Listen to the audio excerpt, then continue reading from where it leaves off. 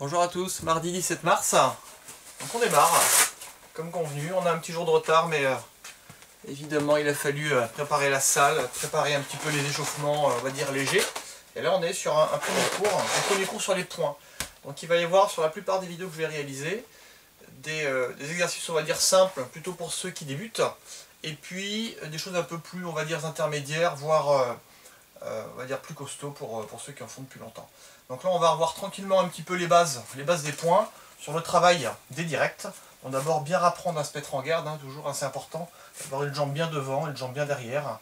Les droitiers, on sera plus à l'aise avec le bras gauche, la jambe gauche devant, et vice versa pour les gauchers. Et tout ce qu'on va faire, on va essayer de bien garder, donc justement, ce type de garde. Alors après, il n'y a pas de règle, mais généralement, voilà, on privilégie d'avoir les bras plutôt en hauteur, évidemment, pour se protéger les zones sensibles, même si là, il n'y aura pas d'affrontement peut-être pendant un petit moment, mais gardez le réflexe d'avoir donc les mains au niveau du nez et du menton, les épaules légèrement remontées au moment de donner vos coups, et le front légèrement en avant, voilà, pour faire comme un bloc, lorsque je vais venir exécuter mes mouvements.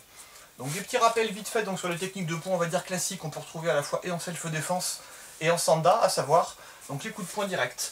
Direct avant, direct arrière, gauche ou droite, en venant bien souffler à chaque fois que j'envoie mon coup, sans mettre trop de vitesse au départ et en cherchant surtout à bien pivoter. Pousser à chaque fois sur le bras avant et sur le bras arrière. Mon poids, je vais essayer de le mettre plutôt en arrière sur le bras avant et un petit peu plus en avant sur le bras qui va être arrière. Alors pareil, selon la situation, il n'y a pas forcément de règle, mais moi j'essaie plutôt de travailler mon direct avant en contre et mon direct arrière pour venir donc chercher, on va dire, la touche effective.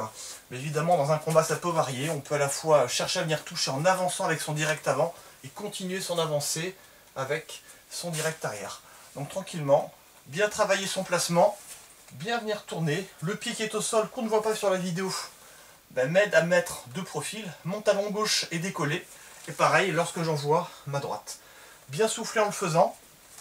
Encore une fois, sans mettre trop de vitesse, sans mettre de force, en réalisant une ligne droite. Envoyer le bras, tendre et ramener. Bien souffler. Encore une fois à chaque fois. La même chose sur les crochets. La force va être un petit peu plus donc sur le côté. Je vais vraiment chercher à venir tourner au niveau du pied d'appui pour avoir une frappe qui va être vraiment circulaire. Pas trop faire d'appel avec le bras. On va venir éviter de faire des grands mouvements trop larges voilà, qui nous desserviraient, on va dire, dans l'avenir. Et surtout, pareil, bien détendre les épaules, ne pas mettre trop de force, bien chercher à tourner. Moi, je mets un peu plus de poids, encore une fois, en arrière, sur mon crochet du gauche, mon crochet avant. Et puis, à l'inverse, sur mon bras arrière, plutôt chercher à venir mettre mon poids en avant. Encore une fois, on essaie d'avoir la paume dans le sens du sol, dans le parallèle au sol. Mais pareil, moi j'ai fait à mes dépens avec les nombreuses compétitions que j'ai faites, d'avoir la paume également en face de moi, si jamais je tapais un petit peu trop dur au sac et à ne pas me faire d'entorse au niveau du pouce. Donc on y va, tranquillement, en venant faire ici les crochets, en venant bien tourner. On peut venir alterner, évidemment, au corps ou à la tête. On revient bien à chaque fois en garde, les bras sont serrés, pas trop écartés, on envoie sur les crochets.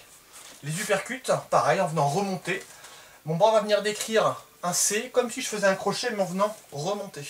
Uppercut de bas en haut. On va essayer de trouver un bon compromis entre la flexion et l'extension du bras, enfin le début de l'extension du bras, de l'épaule et du coude, et une flexion des genoux et de la hanche qui va être trop importante. Il ne faut pas trop fléchir ni les bras ni les jambes pour ne pas trop faire d'appel, mais on évitera également de faire quelque chose de trop court en venant juste remonter. Là j'aurai un uppercut qui sera un petit peu trop court, qui n'aurait pas de puissance. Donc là on va venir fléchir un tout petit peu plus. Et venir chercher pareil, à pivoter toujours. J'essaie d'être de face ou légèrement de 3/4 lorsque je commence mon mouvement. Et par contre quand je finis mon mouvement, bien ici, bien venir pivoter. Et là je suis bien de profil, j'ai une épaule qui est bien dégagée devant. Ce qui veut dire que le jour où je mets de la puissance et un peu de vitesse, là il n'y a pas de problème. On sent que mon coup il est efficace, sans qu'il y ait de problème de coordination ni de bras qui restent à taper, alors que c'est vraiment un coup avec tout le corps que je cherche à donner, très court, pour avoir, encore une fois à chaque fois, des uppercuts intéressants.